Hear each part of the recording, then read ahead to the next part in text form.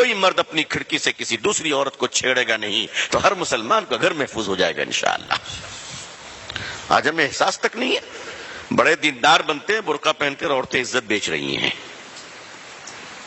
احساس ہے؟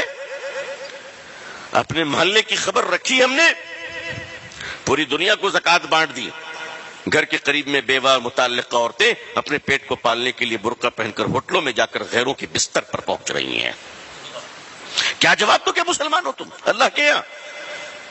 کہاں کی دینداری، کیسی دینداری؟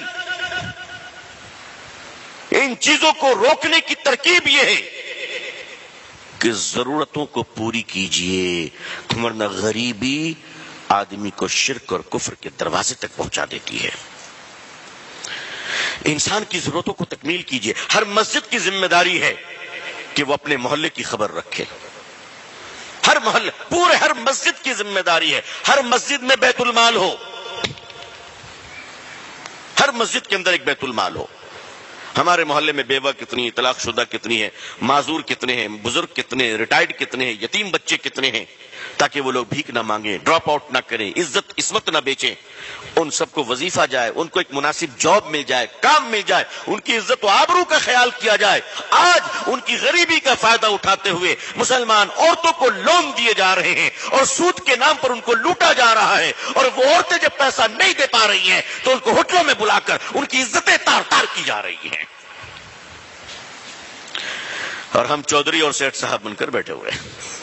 بولیے یہ سب ہو رہا ہے کہ نہیں ہو رہا ہے؟ بتائیے گراؤنڈ ریالٹی ہے کہ نہیں؟ یہ اس کو آپ روکیں گے نہیں، نسلیں برباد ہو جائیں گی، نسلیں برباد ہو جائیں گی۔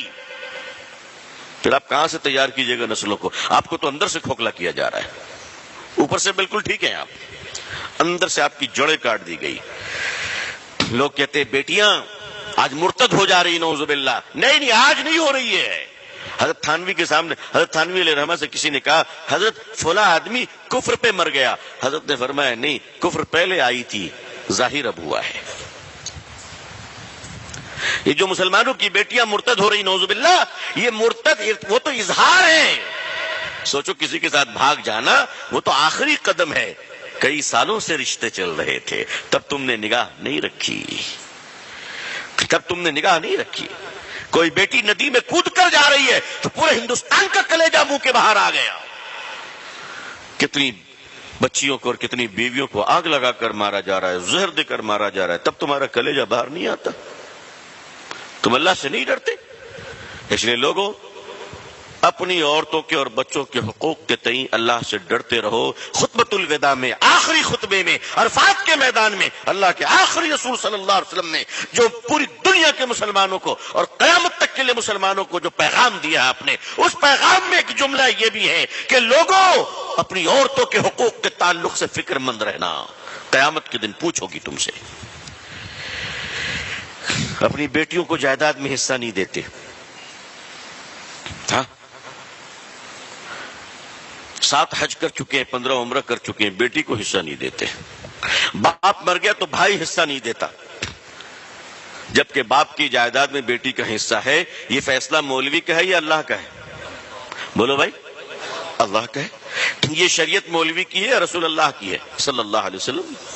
باپ کی جائیداد میں بیٹی کا حصہ ہے، چاہے ایک کیل نکلتی ہو، ایک پتھر نکلتا ہو، وہ اس کو دو، اور اگر تم نے نہیں دیا تو سن لو لوگوں، تم تہجد گزار ہوگے، تم دیندار ہوگے، تم بیت اللہ جاتے ہوگے، تم کعبہ کے اندر گئے ہوگے، تم ملتزم میں چمٹ کر روئے ہوگے، کعبہ کا غلاف تم نے رکھا ہوگا، زمزم سے تم نے غسل کیا ہوگا، ریاض الجنہ میں تم بیٹھے ہوگے۔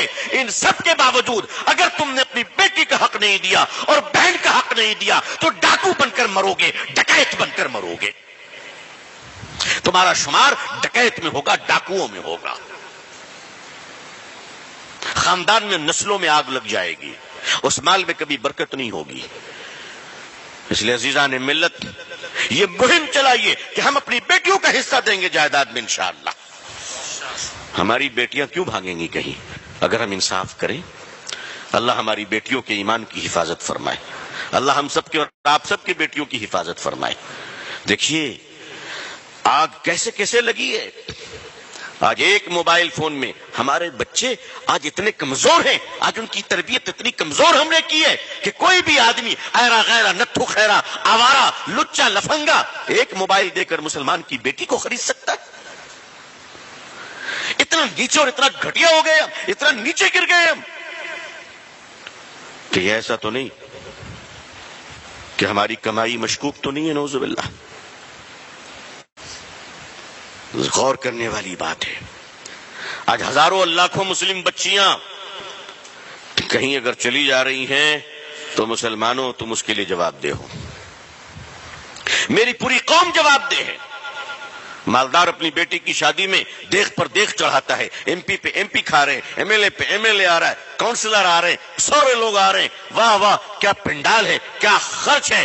دو دیکھ کھانے جو ہے وہ ضائع بھی ہو گئے، برباد بھی ہو گئے، کھانا پھینکا جا رہا ہے، کھایا جا رہا ہے، گرایا جا رہا ہے. اور وہ پیسوں کی بہتات ہے اور وہ پیسوں کی فراوانی ہے اور وہ دکھاوا اپنے مالداری کا، اور بارات آ رہی ہے اور پٹاخے اور آتش بازیاں ہو رہی ہیں اور بڑے بڑے قیمتی ہال اور ہوٹل لیے گئے ہیں. اور وہیں پر اگر کوئی مسلمان بچی اپنی غربت کی وجہ کر شادی نہیں ہو پا رہی ہے اور اس کا غریب بوڑھا باپ مسجدوں میں کھڑا ہو کر کہتا ہے کہ میرے بھائیوں میری بیٹی کی شادی ہے، مدد کرنے کے لیے مجھے کچھ بھیک میں دے دو تاکہ میں اپنی بیٹی کی شادی کر لوں. جس قوم اور سماج میں ایک مسلمان اپنی بیٹی کی شادی کرنے کے لیے مسجدوں میں بھیک مانگتا ہو، اس قوم کے مالداروں کو ڈوب مرنا چاہیے، ڈوب مرنا چاہیے. غیرت آنی چاہیے، شرم آنی چاہیے. آپ پورے ہندوستان کو پیسہ بانٹو، میں منع نہیں کرتا، لیکن کیا آپ کے احمد آباد کی غربت غریبوں کا خیال ہو گیا؟